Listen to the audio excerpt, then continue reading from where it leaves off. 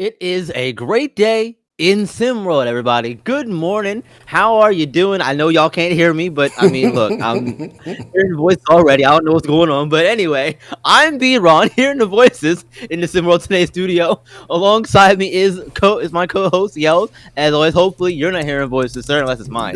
Nope. That was crazy though. B Run, early morning drinks apparently on Thirsty Thursday. He's hearing the voices, y'all.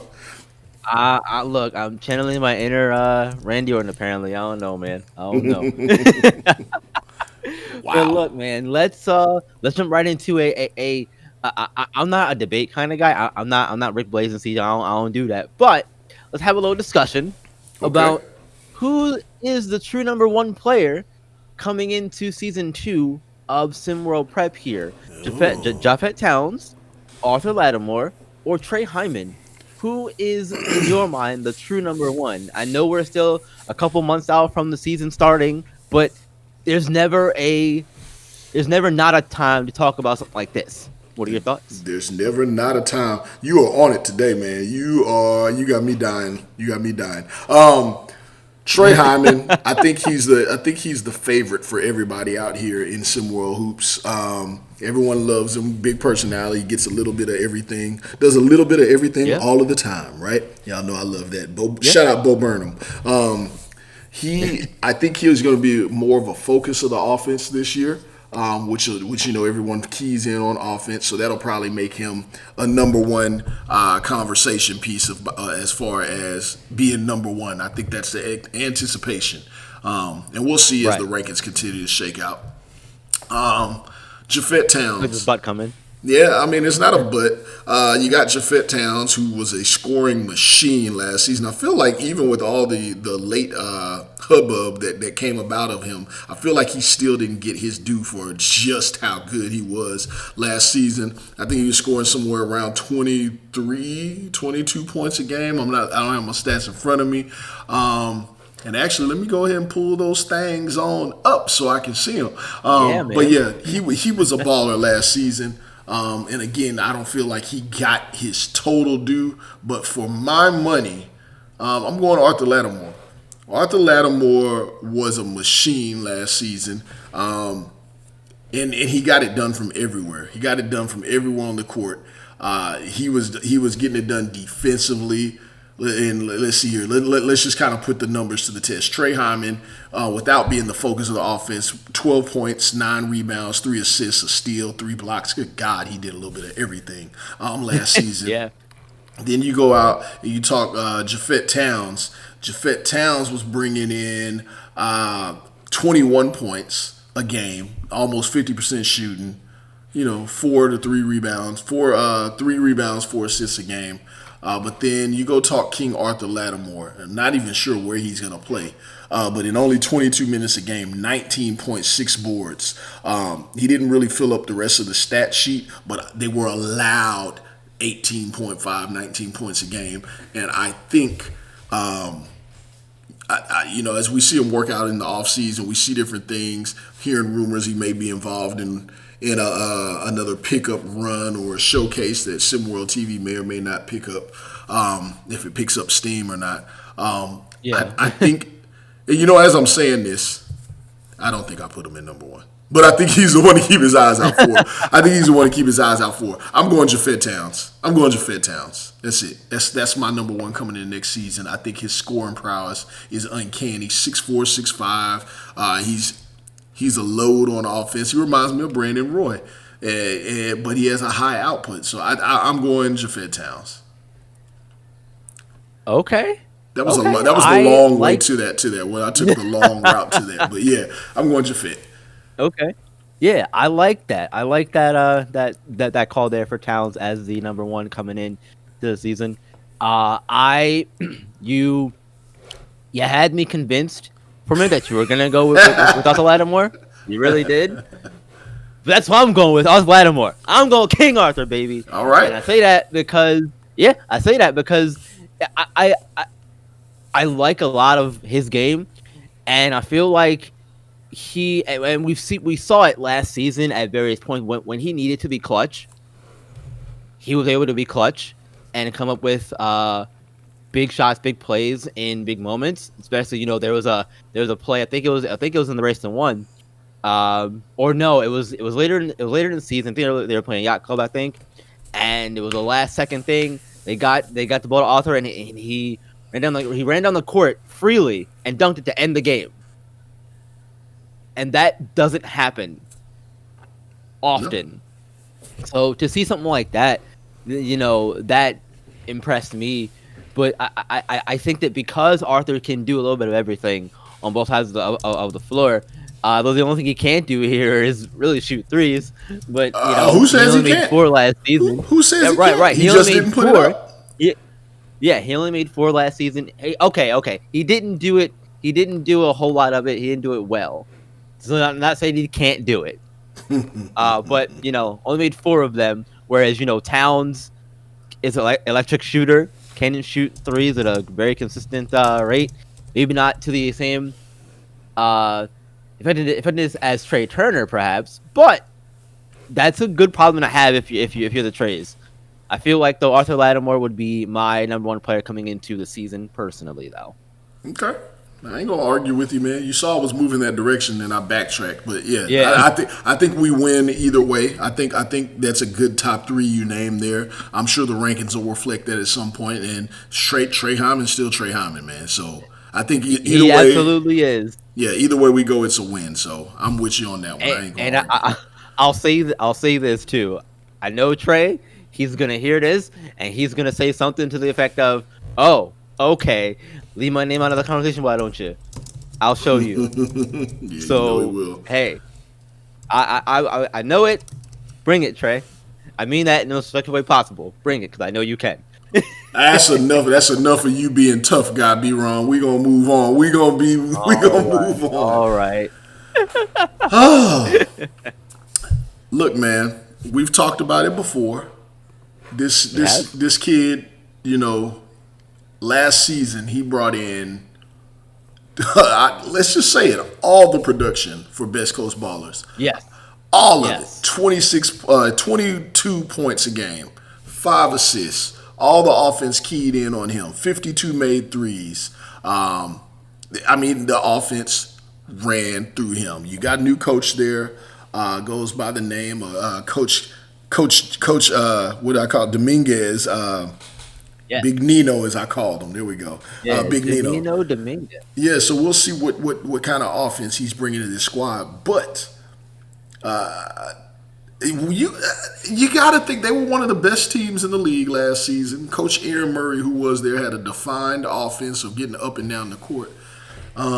Yeah. No LDO, does that spell problems for Best Coast? Are they going to fall to the bottom half of SimWorld Prep? Are they going to be in the trenches, B-Ron? What's going to happen here? So I am very conflicted on this one. Keep it real, too. Don't be nice. Don't be nice. Yeah. Yeah. Part of me is conflicted on this one. But there's so much talent out there in California. It depends on who they get and all that stuff, and how Coach Dominguez, runs the offense. There's a lot that could happen there. But to not be nice in this situation, I feel like yeah, they could fall off the table a little bit. And I say that because right now they don't have an identity. And again, that's just because of where we are in the current stage of the offseason. But right now, they don't have an identity. They don't have a guy that they can go to, and say, "Hey, you're going to be our number one option coming into the season." I feel like that's a problem, to not know who that is right away and start to build around that person. That's a problem. So I do feel like that. Yeah, we definitely could see them fall off a little bit, especially in Coach Dominguez's first season here. He's going to do a lot of feeling it out. So it could be a situation where they might win. They might not win as many games as they did last season, and not have a high seed coming into the race to one next season. Might So not. yeah, I definitely think the team can fall off there. Might not. Get out of here. Might not. They're not gonna win last year. They're not gonna see last year's output, and that's that. That's all I'm gonna say. There's no way. There's no way. That's it. I ain't got nothing else. B. Ron. Next Yeah, no, topic. no, Next got nothing topic. else. That's fine. That's fine. Speaking, but like, look, keeping with the theme of success and that kind of stuff. Nick Hugo and Trey Trust are still there in around DMV. They have Coach Banks coming over from H Town. Are those two kids going to be enough for Run DMV to keep that level of success that they had with Myra Murray at the helm? Is Coach Banks going to come in and get these kids within the shape, ready to go for season 2? Um, Nick Hugo is a motor. I think however long you let him run is how long he goes. He can spread it far and wide if he needs to. Um, so I think I don't think he's a guy that goes out and just creates his own shots and things like that. But he's 6'7", 230, man. He's a monster. You put him close enough. You put him close enough on the elbow, close enough to the rim. I think he could really do some work. I'm sure he did some work in the offseason. We saw how he worked on the court in the game. So I think he's an offseason worker. I don't really know a whole lot about him though. But I do know VA grinds, and he is from Richmond, VA. So I expect a much bigger year from him because I expect a much bigger role from him. Now that all depends on who Coach Banks is bringing in. There is some talent out there in the Mid-Atlantic. People say there's not as much. I totally disagree. Got my eyes on a few guys right now. Trey Trust. He showed. I mean, he was the third leading scorer on the team in limited minutes. So let's put it in perspective. He only played about 17 minutes a game. He put up 10 points. He wasn't the most efficient guy, but he led the team in 3-pointers made. It was 76 on the season, which is no slouch. It's right behind Ireland Earlys of the world, who we know is a stone cold knockdown shooter. And he shot it about 54%. I think that's a pretty good combination. While everybody's always going to look for stars, you got an inside-outside combo there, one that can shoot it and one that is so active in the paint that he just overworks people. So I think those two are a great building block. You can bring in some other pieces, obviously. John Hudgens is still there. You still got Keith Singleton. If you put him pressing people, you get him pressing people up and down the court. It is absolute chaos. He's a monster. He reminds me of Tony Allen. He's a monster. I don't want to see him in not a dark alley. I don't want to see him bringing the ball up. I don't want to bring the ball up the court against that kid if he's pressing me. So I think they have some pieces if the offense is really built around their skill set and highlights what they do well. Yeah, I mean, let's be quite frank. Last season, they didn't have anybody that was supposed to jump off the page. We learned who Nick Hugo was thanks to Coach Murray's unleashing him, and Nick Hugo just being a dog. We learned that Brandon Smith was a clutch player who they no longer have, but we learned about him. Nobody really cared about Brandon Smith's game last season, but there were plenty of times last season where he hit big-time buckets in the clutch. John Hudgens, 6'10", people may have heard him a little bit, but he showed up and showed out when he needed to. Keith Singleton showed up in the middle of the season, and there wasn't a bunch of fanfare about Keith Singleton, but he single-handedly changed the complexion of a few games. The list goes on. That team, Malik Duffin's coming back. He's 6'9". He shoots the ball from deep. He has the ability to do so. So look, everybody in SimWorld Prep. Yeah, the big pink, stinky pink in the building. Hey, everybody on this team has an opportunity. I don't know if he stinks. I'm just talking a little mess there. But yeah, Charles Pinkert, an absolute shooter there too, out of Clinton, Maryland. So everybody in SimWorld Prep has a chance, but some of these guys have had one more season under their belt. I will add this one little piece before I kick it back to you, B-Ron. Everybody this year, which I'm sure all this stuff will be changing a bit next season as budgets come into play, but all this movement, players wanting to go play together. We've talked many times about not consistency, but team chemistry and how you work together. Yeah. So just because you went and got a player, we've seen it in the NBA. You can go get all the stars, stack them up. Everybody want to go play with so-and-so. Cool. Do what you need to do. Some of these squads are just simply going to have the team and the players that they had playing last year playing again this season with more chemistry. And a lot of times, that wins out. Most of the time, yeah, it does. And that's going to get into a conversation we're going to have later on, believe it or not. But to bring this home real quick on my side of things, this is where a bit of my Homer side comes in. I'm a Maryland guy. No way. Lived my whole life. No way. So yeah, lived my whole life. So I really root heavily for this Run DMV team, and I've always said that if I'm gonna show any bias, I will let you know, and I'm gonna show it right now. I think they'll be just fine. They have, like you said, they have the pieces, and they're bringing a lot of this talent back. So having that consistency and that familiarity with each other is only going to help Coach Banks to figure out what he can do, what he should do, because the player's going to let him know what's worked before for them. And if Coach Banks is a player's kind of coach, he will adapt to what his players, tell him, and he'll get them other kids that will run in the system that they want to run. Because I feel like this team's gonna want to do as their name says, and as their court, run and gun up and down the court, and tire you out, much like the yacht club in a different style. So I feel like they'll be just fine without Coach Murray and with Nick Hugo coming back. We talked about Trey Truss, Pinkard, all these kids here.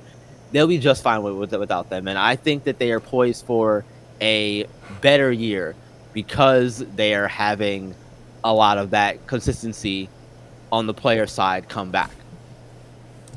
Fair enough. Fair enough. I ain't gonna argue with none of that, man. I think you own it. I think you own it. What you got next for us, man?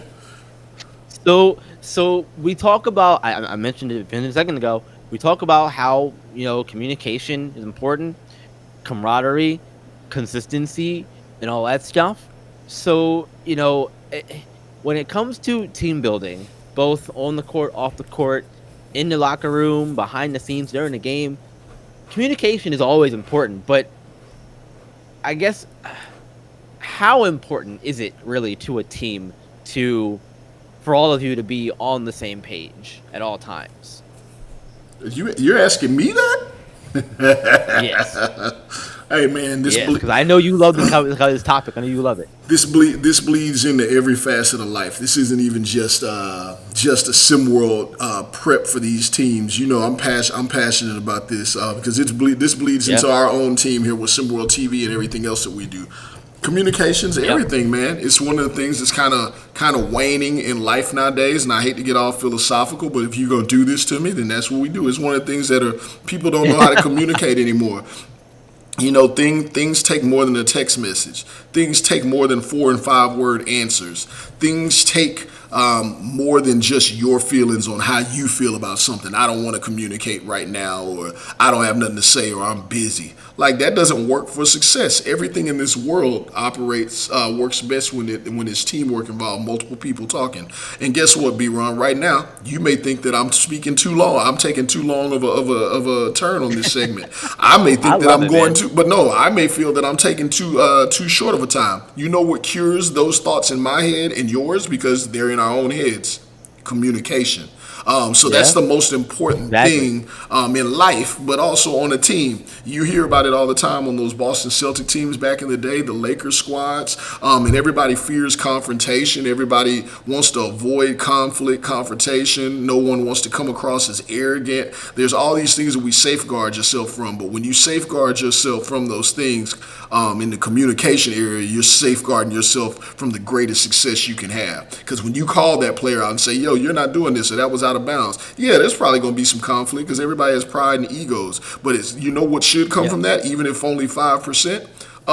There should, if people are not, total psychotic maniacs, there should be some movement in the proper direction when they self-assess afterwards, because we don't all see things at the same time. So on the court, communicating defensively, in the locker rooms, communicating about what your plans are as a coach, what your strategy is for your team, players saying if they're okay with that or not. Like, the information has to flow, and it has to flow constantly.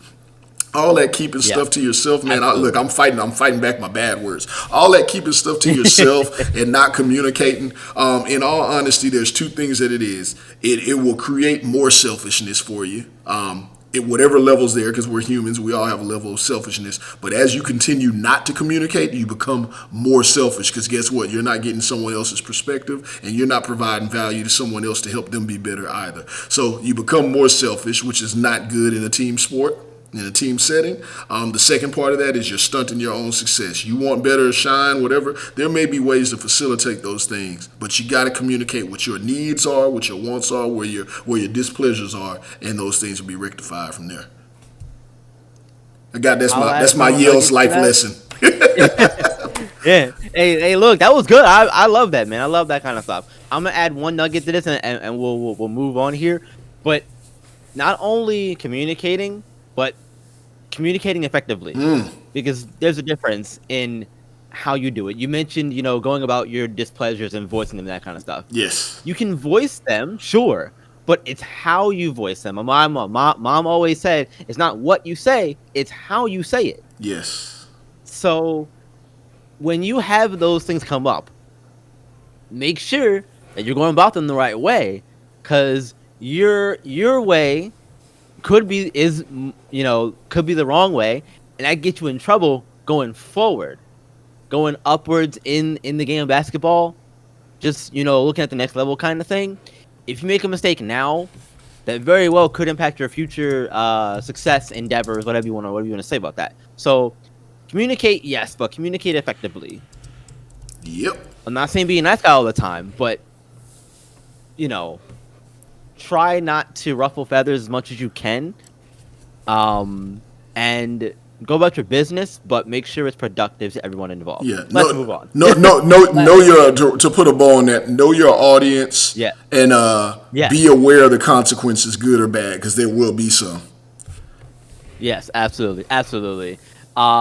Speaking of consequences, I guess, and moving on, things like that. So there's a concern about the lack of talent in the Northeast region, and why aren't coaches moving around more so in that Northeast region because of that lack of talent? I'm gonna kick this off real quick, just by saying that I don't think there's a need for those coaches to move around, because I think they're okay where they are. Personally, I think they're okay where they are, and two, I feel like they themselves, as human beings, are okay with where they are in their current situation. You look at the OGs, Philadelphia, Gotham 5 just got a new coach, so that one can't be helped. Obviously, you can't move him; he just got there. But I feel like they're okay where they are, and they have an identity, or they have an identity for their teams that they want to bring. So they have no reason to move anywhere. Yeah, I don't. We know I don't want to see anybody moving around. Period. It gets on my nerves. And like I said, budgets come into play next season. I'm sure all of that'll end. You move around when you get to the pro levels, and you can make demands, and nobody honors a contract at those levels anymore either. So we'll see what happens. Lack of talent, I totally disagree with. I know producers. I hear them in my ear too. I will quickly say the hell with the fact there's no talent. I'm gonna throw some names out there that I've already seen that I think are hella talented. You got hella talent out there. You got Javion Dick. You got Grayson Loveless Jr. VJ George is out there stomping around. Nick Beal, Bruno John Misty, JC King. Oh my God, what a freak athlete he is. Kel McKnight is about that bucket. Great passer. Losi Thomas, Kimani Woodbury, Arlo Cook, if y'all aren't familiar with him, out of the DC area. Kyrie Petty, witness work. My main man, that's my dude right there. What a name. Witness it. I think we should all witness the work he's putting in. Nakia Deckard, the second. Let's not forget. And we got this new kid came around. I think he's out of East Orange, New York. Carter Cash. Man, stop it. There's plenty of talent out there. Keyshawn Coulson. Love that name. Hey, there's talent all around. How about y'all put y'all's eyes on them and actually do some recruiting and figure out who has some skill instead of relying on some rankings or what other people had to say. Get out there and do the work, man. I don't know who gave us this topic, but I'm shaking my fist at you right now. Who fed this to us this morning? I don't know who it was. We gotta have a talk. Speaking of talking, our time for talking is over. We gotta get out of here, y'all. As the producers in our ear saying it's time for y'all to go. Y'all gotta get out of here. We're gonna leave. Y'all have a good one. Just because it's the off season, you guys, doesn't mean you can't do what, Yells? See the See the game, game be the game. and be the game. We're out of here. Have a good one, folks.